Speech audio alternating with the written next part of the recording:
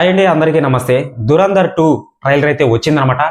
So ఈ యొక్క trailer చూడగానే నా రియాక్షన్ అనేది పీక్స్ లెవెల్లోకి వెళ్ళిపోయింది అనమాట. ఆల్రెడీ 1 అయితే వచ్చింది. సో ఎవరైనా సరే మన ఛానల్కి కొత్తగా వచ్చినట్లయితే ఛానల్ని సబ్స్క్రైబ్ చేసి బెల్ ఐకాన్ ఆన్లో పెట్టుకోండి. సో ఈ యొక్క 'దురంధర్ 2' ట్రైలర్ చూడగానే నా యొక్క మైండ్ సెట్ అనేది మారిపోయిందండి. సో మూవీ అనేది ఎప్పుడు వస్తుందా అని చెప్పి నేను ఈగర్లీ వెయిటింగ్ అనమాట. సో ఇక చూసుకున్నట్లయితే 'దురంధర్ 1' అయితే ఆల్రెడీ ఏ విధంగా విధ్వంసాన్ని సృష్టించిందో మీకు తెలిసిందే. దాంట్లో ఉన్న క్యారెక్టర్లు ఏవైతే ఉన్నాయో హీరోలతో సహా, ఓకేనా. సో మనకు మెయిన్ ఇంపార్టెంట్ హీరోనే కాదండి, ప్రతి ఒక్క సైడ్ క్యారెక్టర్ కానీ, దాంట్లో ఉన్న విలన్ క్యారెక్టర్లు కానీ. సో ఎవరో ఒకడు ఉన్నాడు అనమాట, మేజర్ ఇక్బాల్, అతనే మెయిన్ అనమాట. అంటే పాకిస్తాన్కి సంబంధించిన ఐఎస్ఐ అని చెప్పి ఒకటి ఉంటుంది అనమాట. సో దానికి ఇతని ఏజెంట్ అనమాట. సో పాకిస్తాన్లో ఏదైనా జరగాలన్నా కానీ, మన భారతదేశంలో ఏదైనా దోపిడీ చేయాలన్నా కానీ, ఏదన్నా జరగాలన్నా కానీ, సో అతని మీడియేటర్గా ఉండి చేసే అవకాశం ఉందని చెప్పి ఆ యొక్క పార్ట్ 1 దురంధర్ 1లో మనం చూసామన్నమాట. సో ఈ యొక్క ట్రైలర్ 2 చూడగానే, రివెంజ్ ట్రైలర్ 2 చూడగానే నా పీక్స్ లెవెల్లోకి వెళ్ళిపోయింది. చెప్పాలంటే నాకు మాటలు రావట్లేదు నిజంగా. అసలు ఈ యొక్క డ్యామేజ్ అనేది ఎక్కువగా మనకు ఆ యొక్క విజువల్స్ పరంగా మనకు కనిపిస్తుంది అనమాట. సో ఇప్పుడు రెహమాన్ డకైట్ అనే అతను చనిపోయాడు.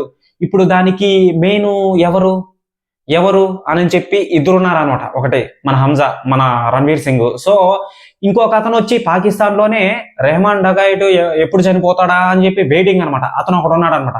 వీళ్ళిద్దరి మధ్య ఒక వార్ అనేది జరుగుతుంది. వీళ్ళిద్దరి మధ్య వారు జరిగిన తర్వాత మన ఎస్పీ చౌదరి అస్లాం, సంజయ్ దత్ గారు, సో అతను ఎంటర్ అవుతాడు అనమాట. మళ్ళీ వచ్చి జమీల్ సాబ్ అని చెప్పి ఒకటి ఉంటాడు అనమాట. సో అతను ఎంటర్ అవుతాడు అనమాట. హీరోయిన్ వాళ్ళ డాడీ అనుకుంటా, ఓకేనా. సో అతను మంత్రి అనుకుంటా, కరెక్ట్గా క్లారిటీగా తెలీదు. నేను అప్పటికి చాలాసార్లు చూశానండి, కానీ ఈ యొక్క పేర్ల వల్ల కన్ఫ్యూజ్ అయిపోతున్నా, ఓకేనా. సో వీళ్ళందరూ ఎంటర్ అయిన తర్వాత ఆ యొక్క ఏరియాలో ఏం జరుగుతుందో ఏంటో తెలియట్లేదు. కానీ సో ఇంకో మెయిన్ పాయింట్ ఏంటంటే, మనోడు అప్పుడు దాకా ఇండియన్ అని తెలీదు. ఇండియన్ అని తెలిస్తే ఏమవుతుందో తెలియదు కదా. సో ఆ యొక్క ట్రైలర్ 2లో రివెంజ్లో మన హీరోయిన్ వచ్చి గన్ ఇలా పెడుతుంది అనమాట. అది ఎవరి మీద పెడతాదో తెలియట్లేదు. హీరో మీద, ఇంకెవరి మీద అయినా పెడుతుందా అని అనేది తెలియట్లేదు అనమాట. సో ఒకవేళ హీరో మన ఇండియన్ అని తెలిసిన తర్వాత ఏమన్నా పెడుతుందా అని అనేది తెలియట్లేదు అనమాట. మేజర్ ఇక్బాల్ అని చెప్పి ఒకడు ఉన్నాడు, ఐఎస్ఐ ఏజెంట్. వాడిని కూడా ఇతను అంటే ఫేస్ కి బ్లడ్ అనేది అయి ఉంటుంది. మేబీ ఏదో జరిగింది అక్కడ అని చెప్పి క్లారిటీగా తెలుస్తుంది. అది ఎవరి వల్ల? మన హంజా, అంటే మన రణ్వీర్ సింగ్ వల్ల ఏదైనా జరిగిందా అని చెప్పి దాని కూడా ఒక క్లారిటీగా తెలుస్తుంది. అంటే ఇదే అని చెప్పి నేను డిక్లేర్ చేయను, మేబీ అలాగా అయి ఉండొచ్చేమో. సో మేజర్ ఇక్బాల్ని కూడా వేసేసే అవకాశం వస్తుంది. దానికోసం వెయిటింగ్ అనమాట. ఇప్పుడు ఈ యొక్క దురంధర్ 1లో కూడా నేను ఇండియన్ అని ఎవరికీ డౌట్ రాకుండా అక్కడే ఉండి పాకిస్తాన్లోనే నటిస్తూ ఆ యొక్క రెహమాన్ డకైట్ ని ఏ విధంగా ప్లాన్ వేసి మరి అందరి చేత ప్లాన్ వేసి మరి సో అతన్ని ఇది చేశాడు, ఓకేనా. సో అక్కడ మీరు బాగా గుర్తించుకోండి. ఇప్పుడు సంజయ్ దత్ ఆల్చంగానే రెహమాన్ డకైట్ ని సో అక్కడే చనిపోతే హంజా మీద డౌట్ వస్తుంది. హంజా ఏమంటాడు అప్పుడు, హాస్పిటల్ వచ్చేదాకా మనం ఈ రెహమాన్ డకైట్ ఎవరైతే ఉన్నారో అతను బతుకుండాలి అని చెప్పి మన సంజయ్ దత్ గారిని అడుగుతారు అనమాట.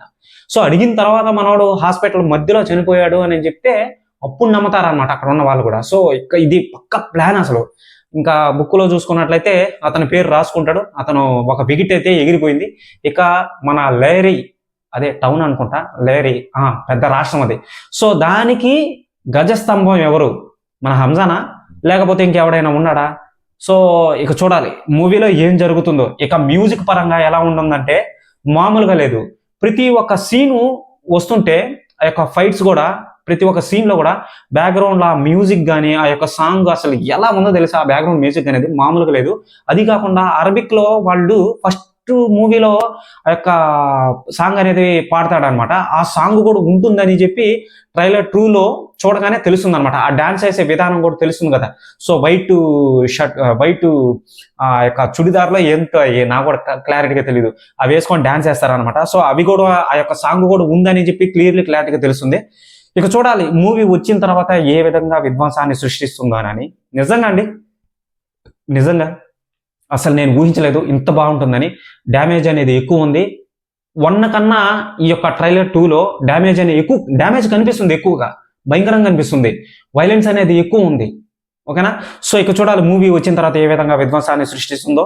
నేను ఈగర్లీ వెయిటింగ్. మూవీ చూసిన తర్వాత వచ్చి మీకు ప్రతిదీ మీకు ఎక్స్ప్లెయిన్ చేస్తాను అనమాట. సో ఎవరైనా సరే మన ఛానల్కి కొత్తగా వచ్చినట్లయితే ఛానల్ని సబ్స్క్రైబ్ చేసి బెల్ ఐకాన్ ఆన్లో పెట్టుకుంటే ఎటువంటి అప్డేట్స్ని మళ్ళీ మీరు చూడాలనుకుంటే